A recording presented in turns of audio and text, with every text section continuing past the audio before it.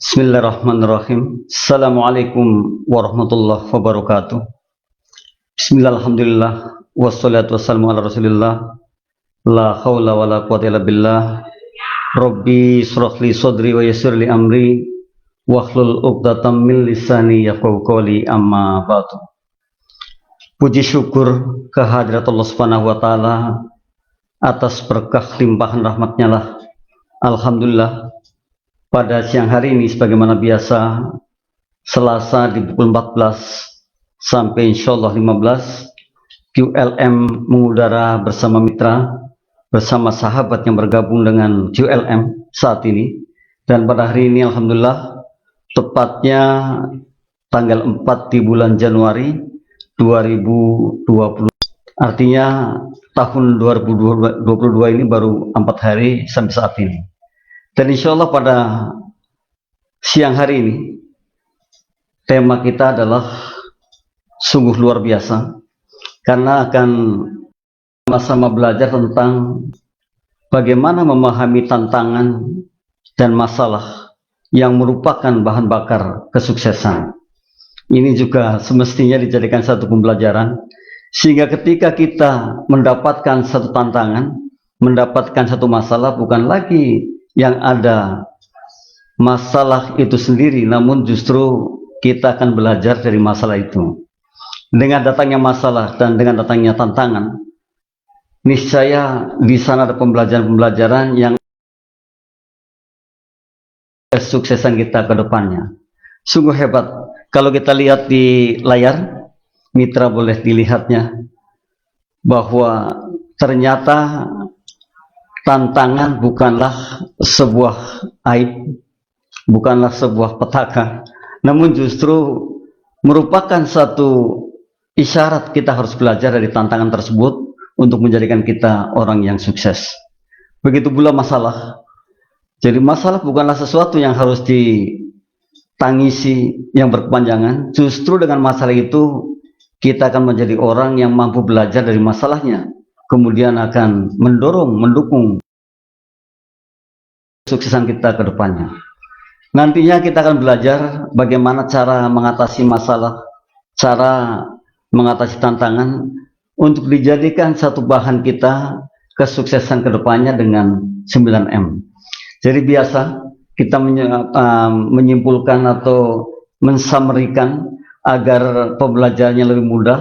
Hari ini kita akan belajar dari 9M, dari judul besarnya atau tema besarnya, yaitu tantangan dan masalah merupakan bahan bakar kesuksesan kita. Dan kemudian di dalamnya M yang ada 9 itu adalah sesuatu pembelajaran yang kaitannya dengan tema yang sedang kita bahas saat ini, sehingga kita ke depan paham ternyata tantangan dan masalah yang saat ini kita bahas, yang saat ini kita pelajari adalah bagian-bagiannya.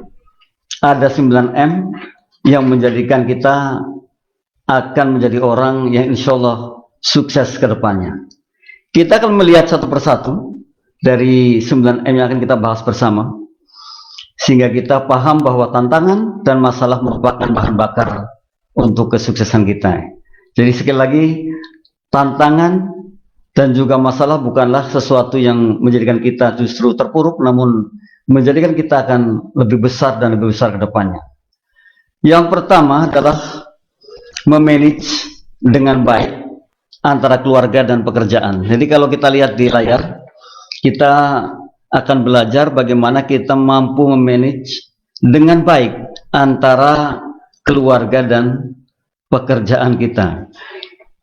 Mitra yang dimuliakan Allah, tidak sedikit terkadang sangat sulit sekali kita akan menjadi orang yang mampu memanage keluarga dan pekerjaan. Padahal kalau kedua-duanya mampu saling mendukung, yakin akan menjadi orang yang sukses besar dalam menapaki kehidupan yang ketersinggungannya adalah ketika kita mampu memanage keluarga dengan baik dan juga pekerjaan.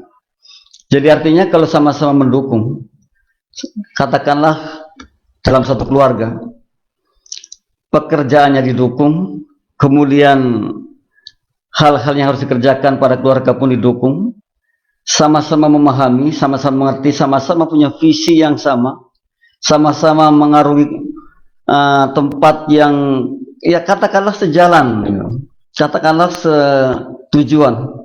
Maka yang terjadi adalah sesuatu yang tentu akan menjadikan kita orang yang sukses. Jadi artinya ketika kita paham bahwa ternyata masalah, tantangan, kemudian kita akan sama-sama bareng menyelesaikannya, sama-sama bareng menapakinya, maka yang terjadi pasti kesuksesan. Nah, ini pentingnya kita ketika kita mampu memanage dengan baik antara keluarga dan pekerjaan. Jadi tidak sedikit orang yang terkadang masalahnya justru besar ketika harus dihadapkan dengan pekerjaan dan keluarga. Bisa jadi karena pekerjaan, sehingga bisa jadi keluarga kurang terurusi, atau karena mungkin lebih berat ke keluarga, kemudian pekerjaan akan masalah. Dan disinilah pentingnya kita agar kita menjadi orang yang sukses besar ke depannya, bahwa masalah-masalah yang ada di keluarga, masalah-masalah yang di pekerjaan, kalau kita saling terus mendukung, kita saling memahami, kita saling mengerti, kita saling terus menjaganya dan memanagenya dengan baik, maka saya katakan sekali lagi, yang ada adalah keberhasilan atau kesuksesan. Jadi pentingnya kita memahami bahwa masalah dan juga tantangan paling tidak dijadikan pembelajaran untuk sukses kita adalah diantaranya kita mampu memanage dengan baik antara keluarga dan pekerjaan. Ini yang pertama. Jadi satu pembelajaran yang baik untuk kita agar kita betul-betul menjadi orang yang bijak dalam paling tidak tugas kita sebagai seorang ayah, tugas kita sebagai seorang ibu, tugas kita untuk sama-sama memanage keluarga kita dengan baik, dan juga demikian untuk pekerjaan yang harus kita emban. Karena sungguh amanah itu, kata para pebijak, sungguh amat berat. Namun bukan berarti kita tidak mampu. Amanah kita harus kita jalankan dengan baik, dan disinilah kita belajar menjadi orang yang mampu memanage keluarga dan pekerjaan secara seimbang. Jadi ada keseimbangan, dan di situ terjadi satu hal yang sangat membahagiakan kita pada akhirnya, dan pada akhirnya kita akan menjadi orang yang sukses karena mampu memanage dengan baik antara keluarga dan pekerjaan. Ya, yang kedua, kita akan lihat bahwa tantangan dan masalah merupakan bahan bakar kesuksesan kita. Adalah mengubah, kalau kita lihat di layar, mitra juga boleh melihatnya, adalah mengubah masalah menjadi kesempatan. Ini juga luar biasa. Kita mampu mengubah masalah menjadi kesempatan. Betul bahwa sukses itu kan ketika ada kesiapan dan kesempatan, atau bertemunya kesiapan plus kesempatan, maka menjadi sukses. Mengubah masalah menjadi kesempatan mestinya juga dijadikan satu pembelajaran penting bagi kehidupan kita. Jadi kalau kita punya masalah, yang kita lihat adalah solusinya, ya diantaranya kita akan mengubah masalah itu menjadi sebuah kesempatan besar, menjadi peluang kita. Namun berbeda ketika kita punya masalah, tetap yang kita lihat berputarnya pada masalah tersebut. Bahkan bisa jadi sulit menemukan solusinya, sulit menemukan jalan terbaiknya untuk bisa keluar dari masalah yang ada. Oleh karena itu, orang-orang yang mampu, yang bijak, yang bisa bahwa saya harus mampu mengubah masalah menjadi kesempatan, ini endingnya adalah orang-orang yang pasti suksesnya. Bisa dipastikan di sini. Kenapa? Karena dalam situasi kondisi masalah pun justru kita mengubahnya menjadi sebuah kesempatan kita lebih dan lebih baik ke depannya. Nah, pertanyaan memang untuk kita semua, agar kita betul menjadi orang yang mampu mengubah masalah menjadi kesempatan, adalah apakah kita pernah, ya, pertanyaannya, Apa kita pernah melakukan hal seperti ini?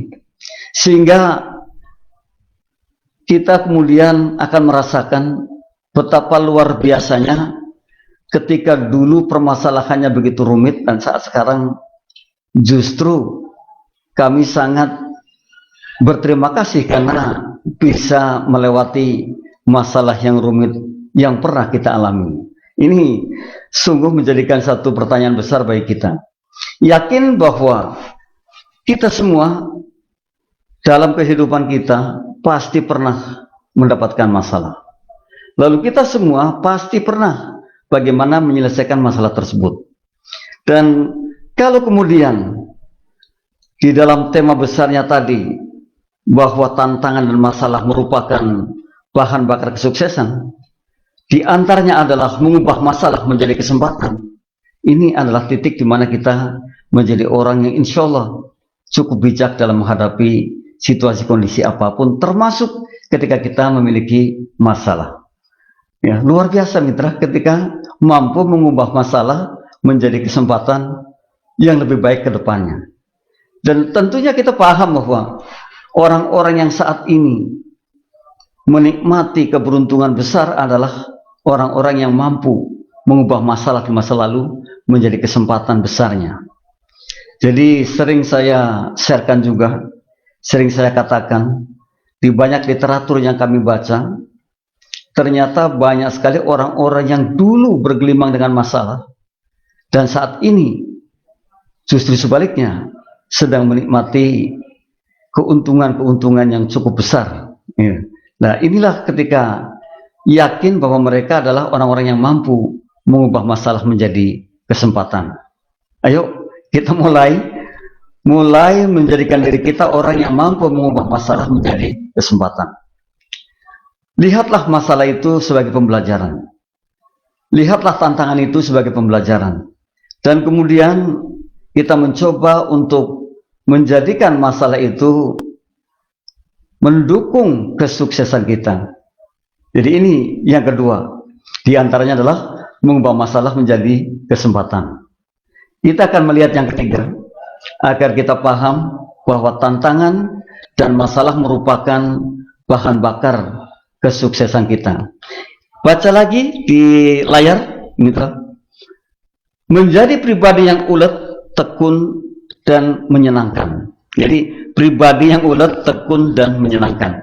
Betul, salah satu buku yang saya baca, yaitu dari Stephen Covey, mengatakan syarat menjadi sukses besar ada di antaranya adalah yang pertama, lifestyle of hard work, cara hidup dari kerja keras kita. Ini yang pertama.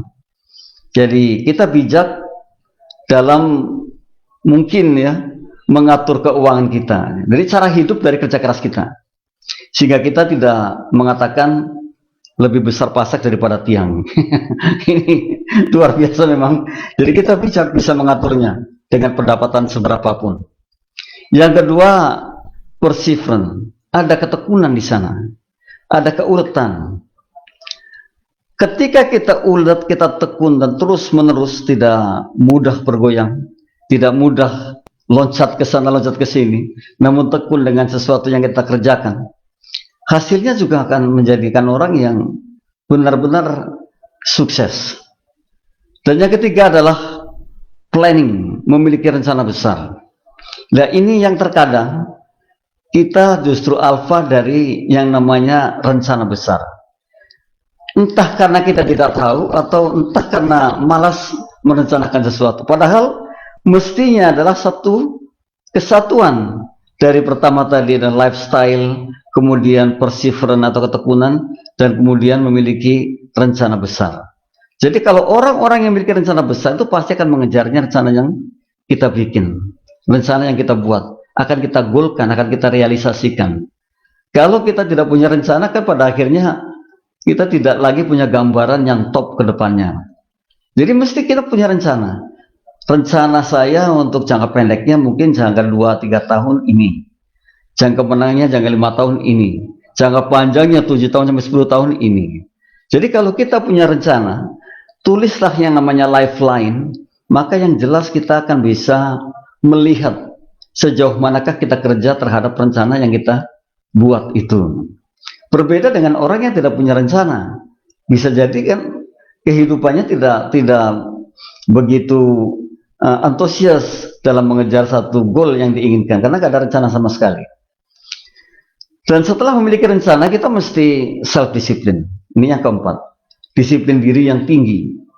Jadi ternyata yang betul salah satu orang menjadikan sukses ke depannya adalah ketika kita disiplin dalam segala halnya.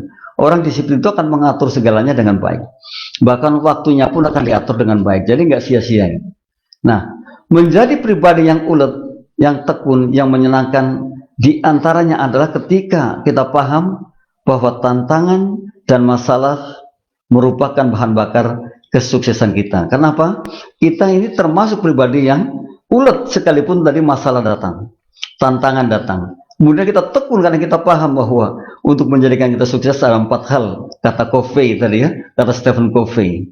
Dan yang paling hebat lagi adalah tetap menyenangkan. Artinya tidak lagi menjadi orang yang terus mengeluh. Ya. Dan yang ada adalah ketika kita mendapatkan masalah, justru di sana kesenangan ada. Kok kesenangan? Ya karena kita belajar dari masalah itu. Dan kita melihat pada diri kita sendiri. Masalah terjadi adalah bukan karena siapa-siapa, karena saya. Sayalah aktornya. Sayalah pemeran utamanya. Saya paham betul ketika ini terjadi. Dan kemudian saya paham betul bagaimana cara mensikapi masalah yang ada. Dan paling hebatnya tadi dikatakan bahwa saya akan belajar dari masalah yang ada agar ke depan lebih baik lagi. Itu yang ketiga. Kita lihat yang keempat, karena memang ada 9M sebagaimana biasa gitu ya.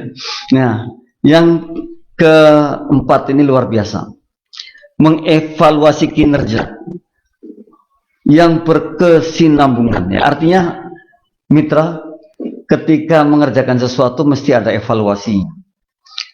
Kinerja kita kalau kita tidak evaluasi juga akan masalah. Ya. Karena apa? Kita akan melihat bahwa sejauh manakah target yang ingin kita dapatkan ya, terhadap kinerja kita. Oleh karena itu, evaluasi kinerja secara rutin, secara berkesinambungan adalah merupakan sebuah kebutuhan.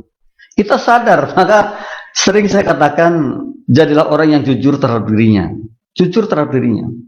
Kalau saya punya satu rencana besar, kemudian kita setiap harinya mengejarnya, kemudian kita memberikan waktunya agar tepat waktu nanti rencana itu bisa terrealisasikan, maka jelas di sini dibutuhkan evaluasi kinerja. Sampai di mana sebenarnya kinerja saya terhadap sesuatu yang kita inginkan. Jadi kalau kita bekerja tanpa evaluasi ya, pada akhirnya tidak akan luar biasa. Namun dengan evaluasi itulah kita akan paham, kita akan mengerti, dan kita akan bisa mengukur, oh saya di bulan lalu ternyata ini, saya di bulan lalu ternyata seperti ini, saya harus seperti ini ke depannya. Jadi ada prosentase kinerja yang lebih baik ketika kita mengevaluasinya. Sama persis kalau kita sekolah juga, setelah sekian bulan kita dievaluasi. Sampai di mana penyerapan pembelajarannya. Sama kalau kita menginginkan sesuatu, kita ingin mengumpulkan sesuatu, ketika ada evaluasi, maka sejauh manakah goal yang ingin kita raih dalam kurun waktu sekian, dan saat ini kita evaluasi. Dan kalau evaluasinya berkesinambungan, maka yang ada adalah gairah mendapatkannya.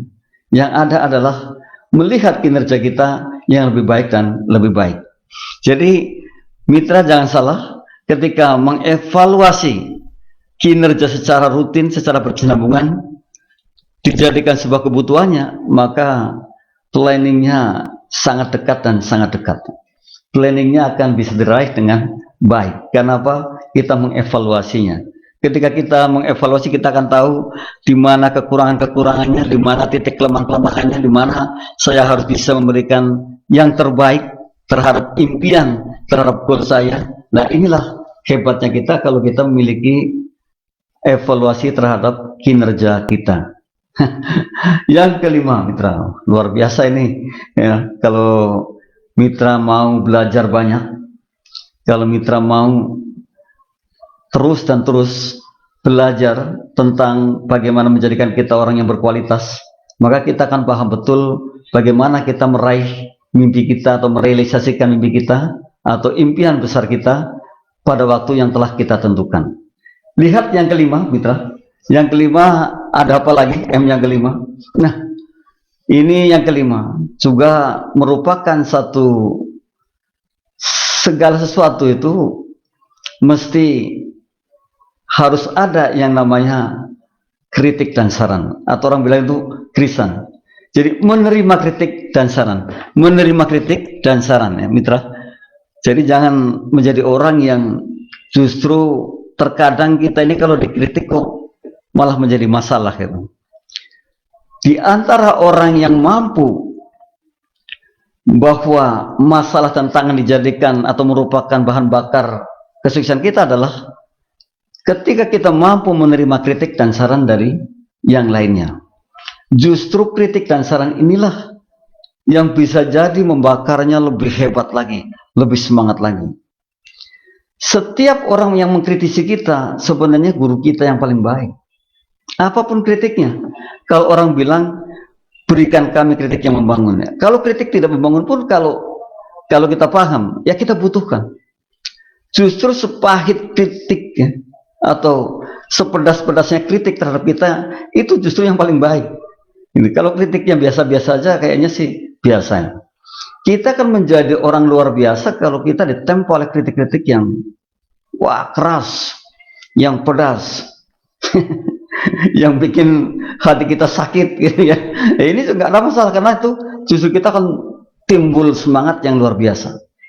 Toh saya pernah mengilustrasikan kalau orang memegang panah itu, ketapel ya dengan karet, semakin jauh kita tarik ke belakang batunya itu karena di dalamnya ada batu, ada koral itu, semakin jauh kita tarik ke belakang maka melesat ke depannya akan semakin cepat sekali.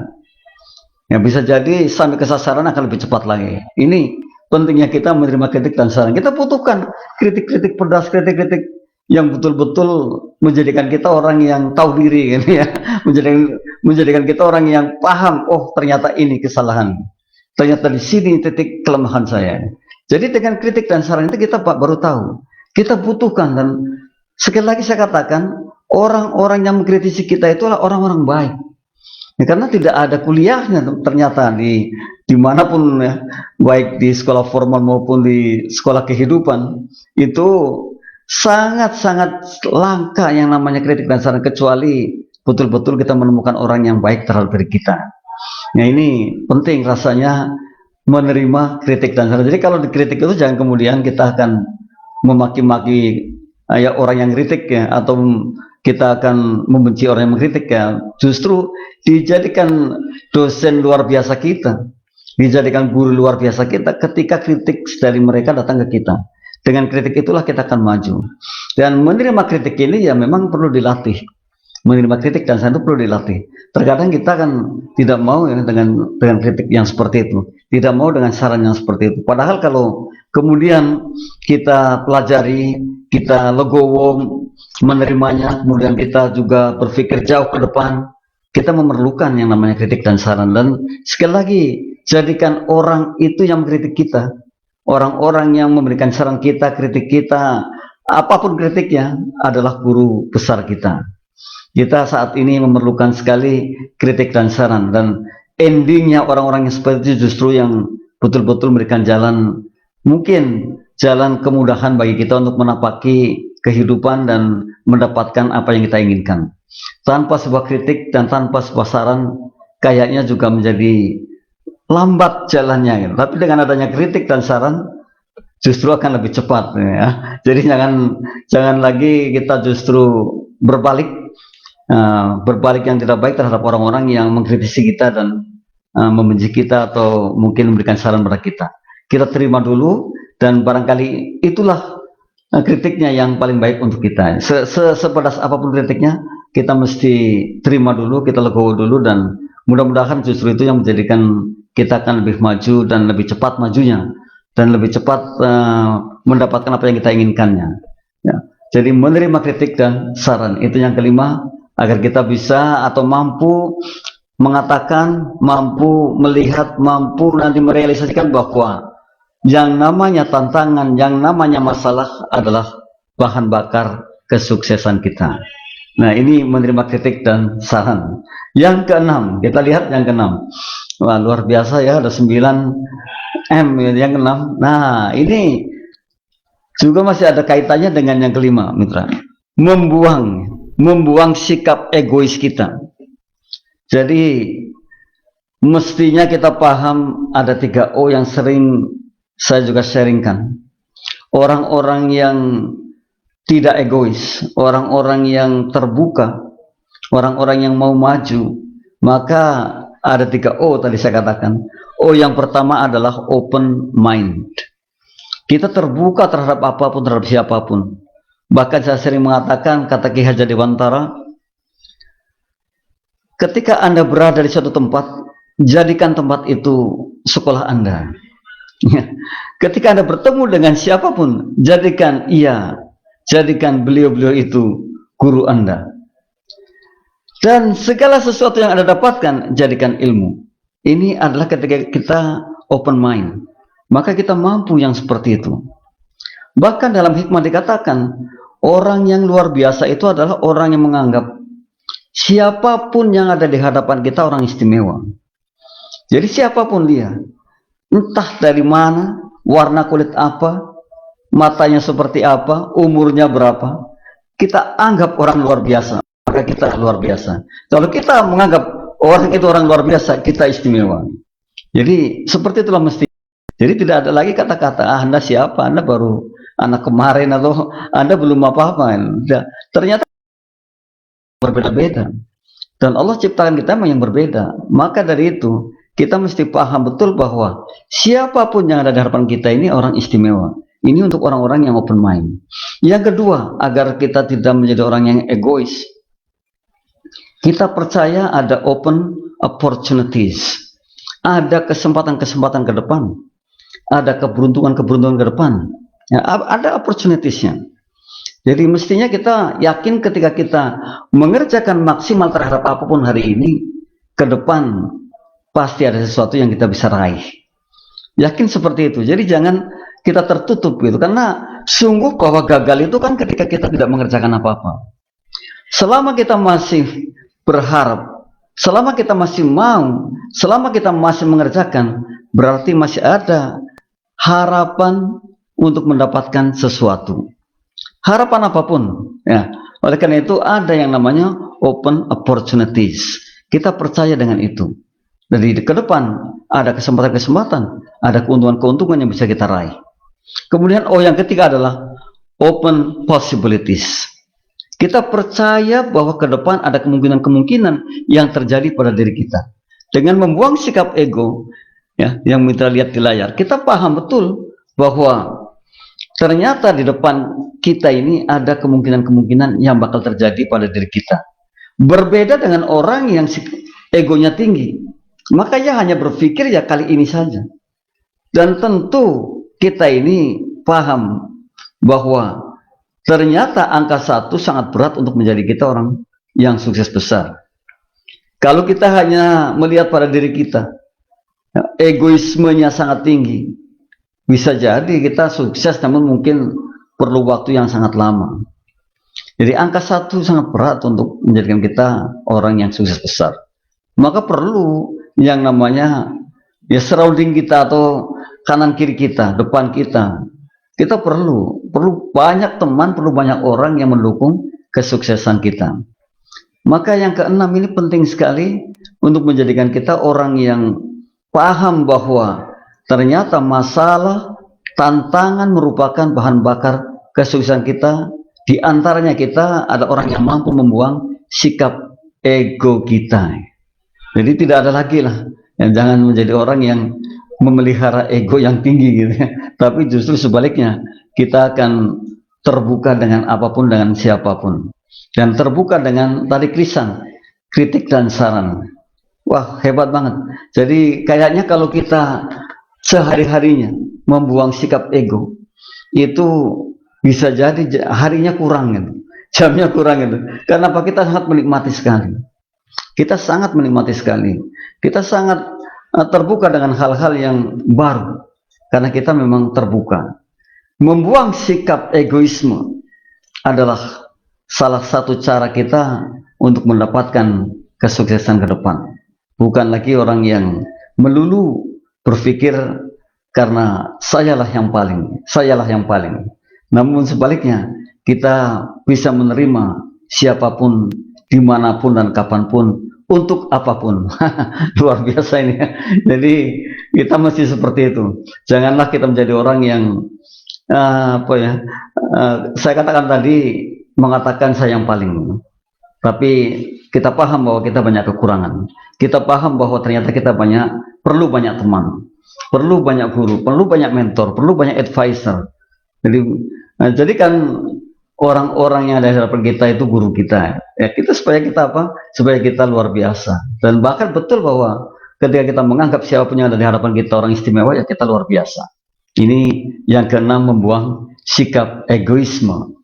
Yang ketujuh, luar biasa mitra, sampai yang ketujuh, ya, mengambil tindakan nyata. Jadi kalau belum lama ini saya katakan bahwa satu tindakan lebih baik daripada 1000 kata adalah sebuah kata yang benar. Mengambil tindakan yang nyata. Kenapa harus bertindak? Apapun yang dipikirkan, apapun yang diplanningkan, apapun yang sudah dituliskan secara rapi, kalau tidak ada tindakan, ya hasilnya nihil, hasilnya nol, atau nil orang bilang gitu. Jadi maka mesti ada tindakan nyata.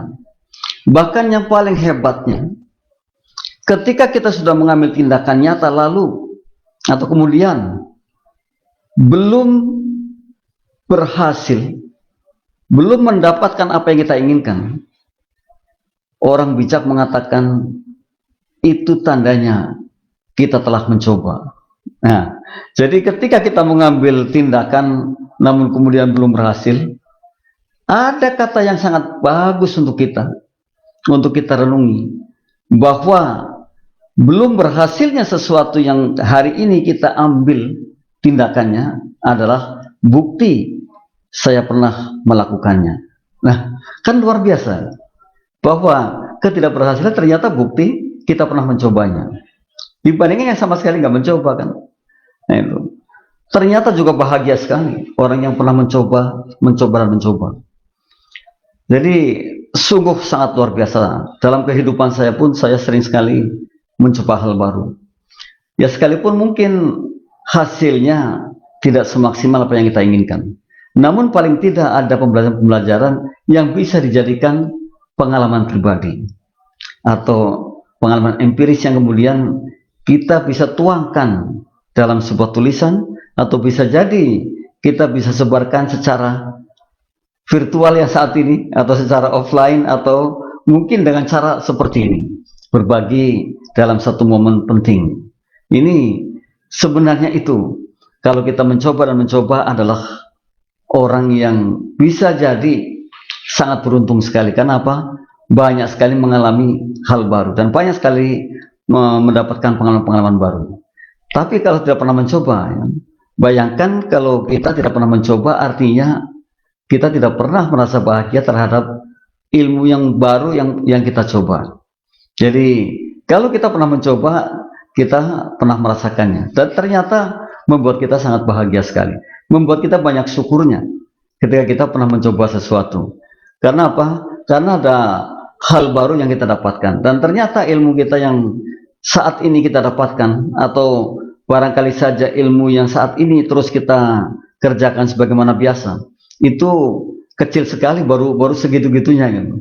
Tapi kalau kita mencoba hal baru, bisa jadi menjadi kekayaan keilmuan kita gitu, kekayaan batin kita. Ini luar biasa. Jadi kalau orang bijak itu kan melihat kekayaan bukan materi semata, tapi ketika kita mencoba dan kemudian mendapatkan hal baru, itu pun sudah merupakan kekayaan. Karena ukuran kekayaan kalau dinilai dari material ya tergantung orangnya saja. Kalau kita banyak syukurnya ya sudah kaya raya sekali, karena bukan lagi seperti orang katakan ya punya ini, punya itu. Ya. Kalau kita melihatnya kepada diri kita sendiri dan kita bersyukur, itu sudah kekayaan yang hakiki, sudah hebat banget, nah gitu ya. Nah ini mengambil tindakan nyata itu ini jauh lebih baik dibandingkan tadi 1000 kata. Dan kalau kita hanya rencana dan rencana, menuliskan dan menuliskan, mengangan-angan dan mengangan-angan, tidak pernah ada tindakan nyata, ya nil tadi, atau zero. Atau bahkan saya katakan tidak ada masukan baru, tidak ada ilmu baru yang masuk kepada kita. Jadi kalau kita punya rencana, kita punya sesuatu yang kita raih, kita dapatkan, maka kerjakan saja. Take an action, gitu aja. Karena salah satu sukses adalah ketika ada kemauan dan juga aksi, gitu. Aksi nyata.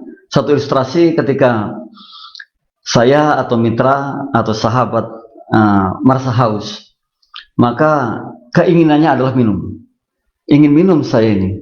Kemudian aksinya mengambil air. Kemudian diminum.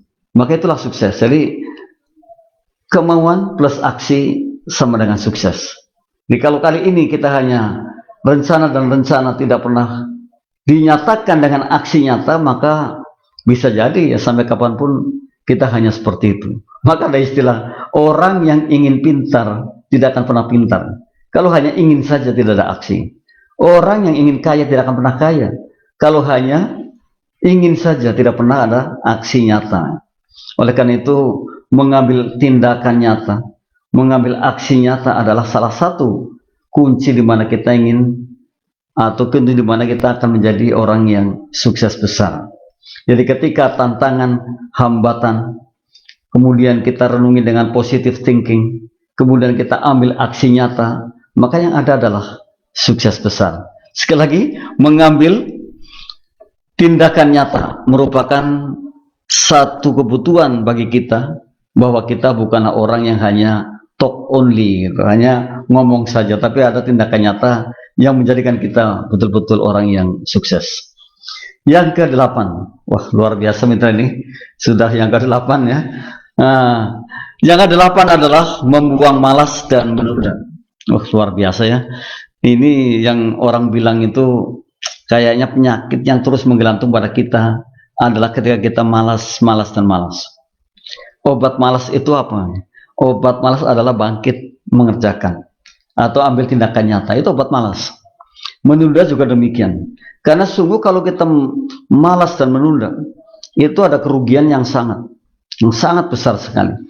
Contoh saja, ketika kita sebenarnya harus selesai satu pekerjaan pada jam, katakanlah 1 jam ke depan. Namun kemudian saya mengatakan, aduh malas banget nih. Lalu tidak mengerjakan, berarti kan sudah rugi 1 jam. Dan bisa jadi nanti kedepannya akan mengatakan seperti itu lagi. Nah kalau seperti itu terus, maka ada istilah. Jadi jangan tunggu sampai esok hari. Selesaikan sekarang ya sekarang. Jadi orang yang eager gitu, yang ingin tahunya lebih banyak dan ingin selesainya cepat. Mestinya seperti itu. Karena apa? Sungguh di depan masih banyak sekali kerjaan-kerjaan yang harus kita kerjakan. Dan kalau pekerjaan pokok yang sudah kita selesaikan lebih cepat, kemudian kita masih bisa berpikir untuk mengerjakan hal lain. Waktu kita masih kita manfaatkan untuk hal lain. Ini membuat kita bahagia sekali. Membuat kita ini jauh dari penyakit, insya Allah kalau kita orangnya senantiasa seperti itu. Maka ada istilah, buanglah 2M. Yaitu malas dan menunda gitu. Ini janganlah kita menjadi orang yang kasal gitu ya. yang malas gitu. Jadi jangan, kita buang malasnya. Apapun pekerjaan kita harus kita selesaikan tepat waktu. Apapun yang harus kita kerjakan harus kita selesaikan. Bila perlu sebelum waktu limitnya kita sudah selesai. Karena apa? Saya katakan tadi, orang yang tidak malas, maka akan ada banyak keberuntungan. Di antaranya adalah cara berpikirnya akan fresh banget. Karena apa? Satu pekerjaan selesai. Yang kedua, cara bersyukurnya pun akan ketara banget di situ. Karena dengan selesainya satu pekerjaan, kita sangat bersyukur sekali. Ya, tidak terburu-buru. Dan yang ketiga apa? Kita akan rileks dengan sendirinya. Jadi tidak ada beban lagi kan sudah selesai. Nah ini pentingnya kita membuang malas ya, buang 2M tadi, buang 2M. Menunda juga demikian. Orang-orang yang senantiasa senang menunda itu bebannya akan lebih banyak dan lebih banyak. Kalau pekerjaan hari ini ditunda untuk esok, nah besok ada kerjaan lagi, berarti kan sudah 2 kali lipat. Tapi kalau hari ini selesai, berarti esok ya esok. Hari ini sudah selesai. Pulangnya pun enteng. Tidak ada beban sama sekali. Tidur juga nyenyak. Tidak ada beban. Namun berbeda kalau kita ini malas. Kalau kita ini menunda. Kemudian esok harus menghadapi hal yang bisa jadi akan lebih rumit lagi. Karena apa? Kita harus menyelesaikan pekerjaan yang sebelumnya dulu. Sebelum pekerjaan baru. Nah inilah pentingnya kita untuk membuang malas dan menunda. Mitra harus betul-betul paham bahwa ternyata kerugian terbesar kita terhadap waktu adalah ketika kita memiliki rasa malas dan menunda. Nah hari ini kita mampu. Bagaimana cara kita menjadikan tantangan dan masalah bahan bakar kesehatan kita adalah kita mampu membuang malas dan menunda kita. Karena malas kan itu penyakit, itu masalah. Menunda jadi penyakit, itu masalah. Ya kita buang dan dijadikan kesuksesan kita. Gitu. Nah kita mampu membuang malas dan menunda, sehingga tantangan, hambatan, ya, karena ini malas dan menunda adalah hambatan atau masalah, itu dijadikan sebuah kesempatan kita ke depannya. Dan kalau mungkin di kantor kita harus selesai katakanlah jam 5 dengan pekerjaan yang mestinya selesai jam 5 namun 2 jam lebih awal dikerjakan atau mungkin 1 jam sisa, maka kita masih bisa berpikir yang lain, masih bisa santai, masih bisa rileks, masih bisa mengerjakan sesuatu yang lebih manfaat lagi ke depannya. Waduh, luar biasa kalau betul-betul kita bukan tipe orang yang malas dan menunda. Jangan kita menjadi orang yang tadi malas dan menunda. Kita mesti membuang 2M. 2M ini kita tulis besar-besar dan sugestikan pada diri kita, saya bukan orang yang malas, saya bukan orang yang senang menunda. Bahkan kita berdoa kepada Allah juga, ya Allah supaya lindungilah kami agar saya tidak menjadi orang yang malas, tidak menjadi orang yang senang menunda. Tapi kita mohon supaya semua pekerjaan selesai dengan baik, sehingga menjadi satu pahala dan kemudian esok akan kita jemput pekerjaan-pekerjaan yang baru. Demikian seterusnya. Sayang kalau kita kemudian menjadi orang yang malas-malasan, kemudian menunda pekerjaan, maka akan menumpuk-numpuk dan pada akhirnya kita bisa jadi tidak profesional dalam mengerjakan pekerjaan yang harus kita kerjakan secara baik. Yang ke-9 ya, ini sudah yang ke-8, ada yang ke-9. Nah, mengubah cara berpikir yang ke-9 ini untuk sukses kita. Jadi mengubah cara berpikir kita untuk sukses. Orang yang senantiasa senang ya, mengatakan saya sukses, maka mindsetnya akan menjadi orang yang sukses. Memang betul saya pernah katakan kalau bicara sukses ya spesifik. Umpamanya saya sukses mengerjakan pekerjaan yang harus saya kerjakan hari ini. Jadi sukses terhadap pekerjaan itu. Saya sukses membeli barang yang saya inginkan. Saya sukses menjual barang yang saya ingin jual.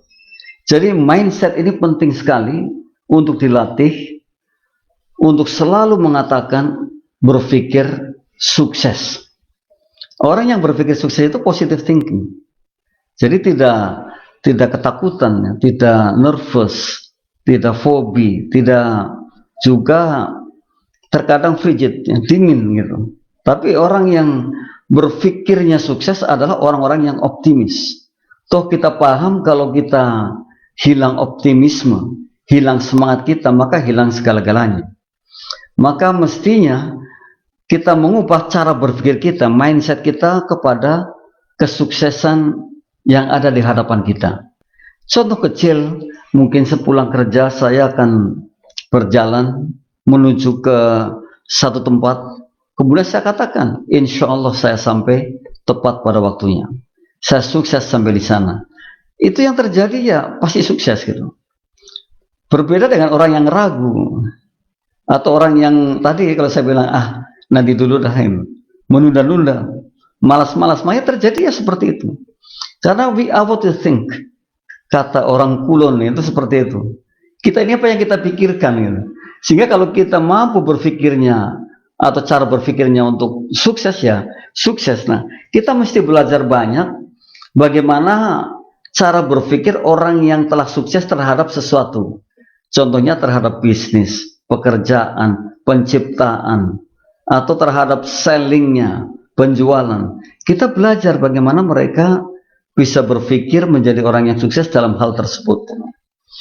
Sehingga paling tidak kita akan bisa menirunya.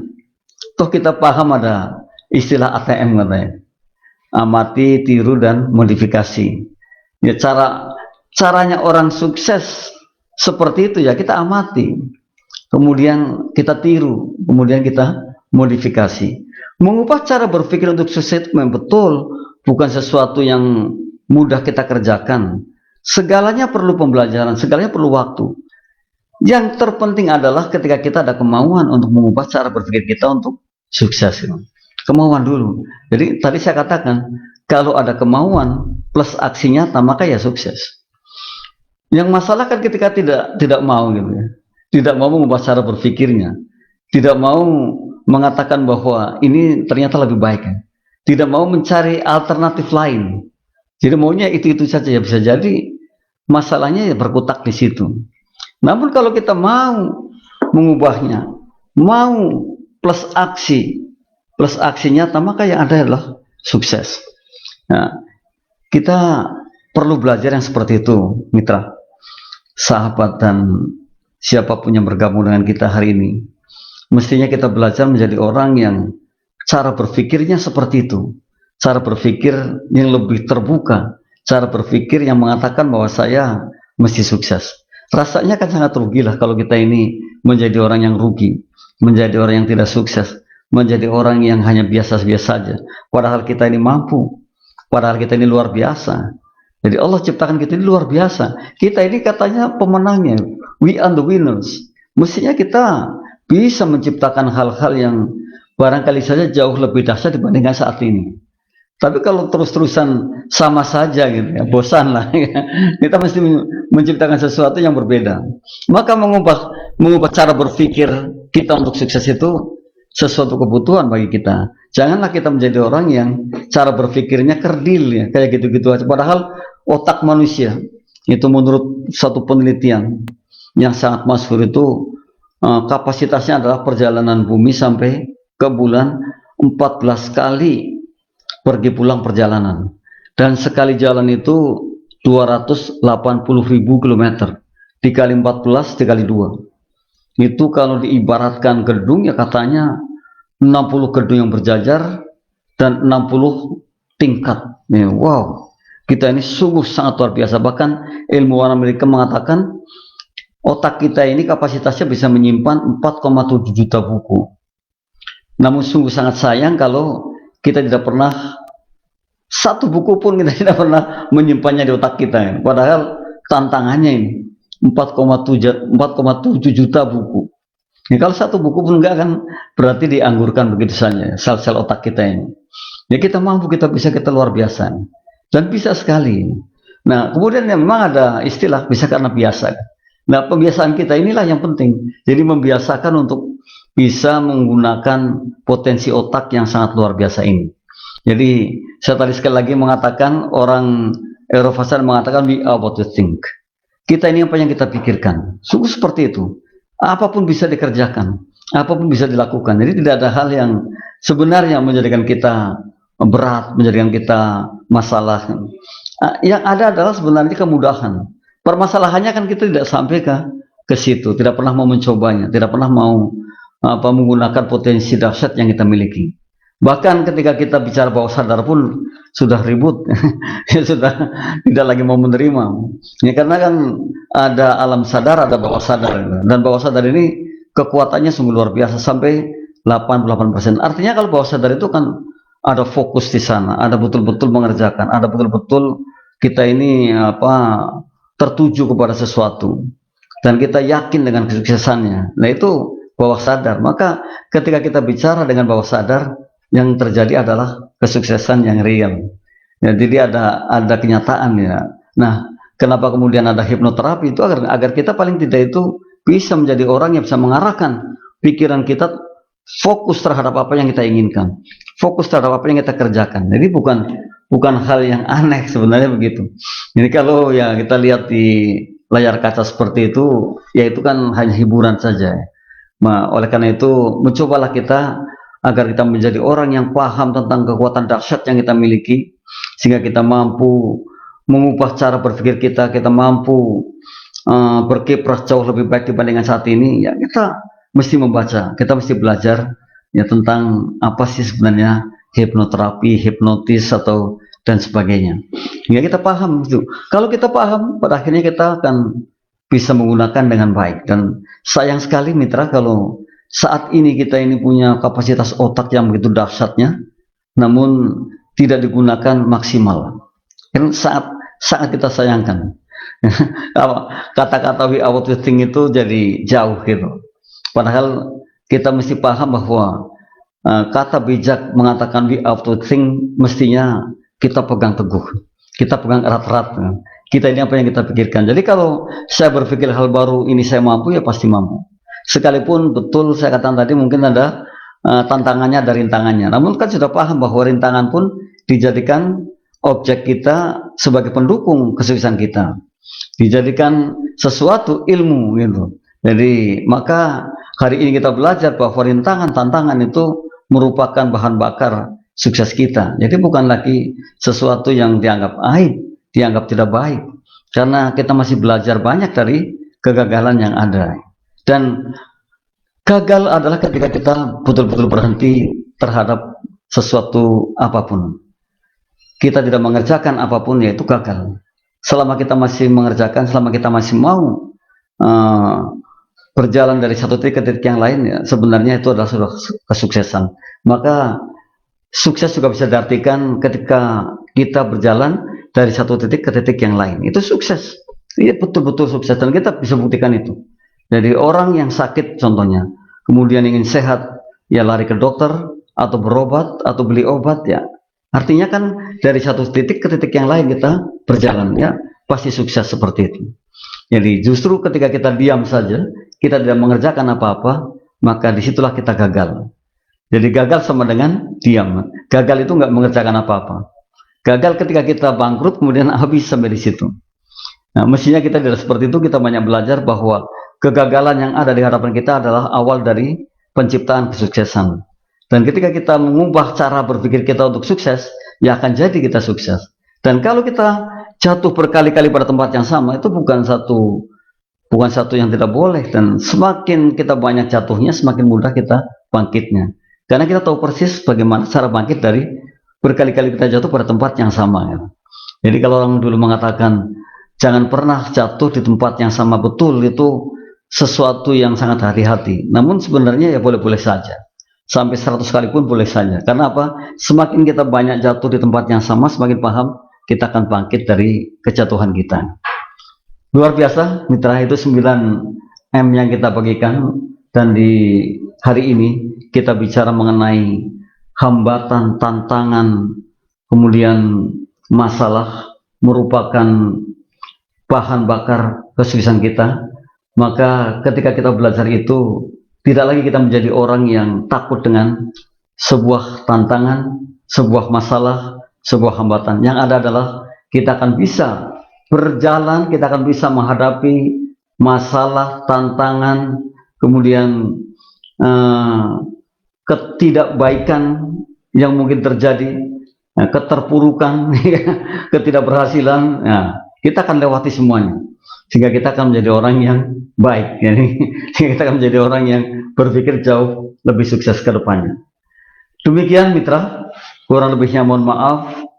Alhamdulillah, terima kasih kepada Mas Vito yang luar biasa, Pak Ade, Mbak Dara yang ada di studio, dan teman-teman.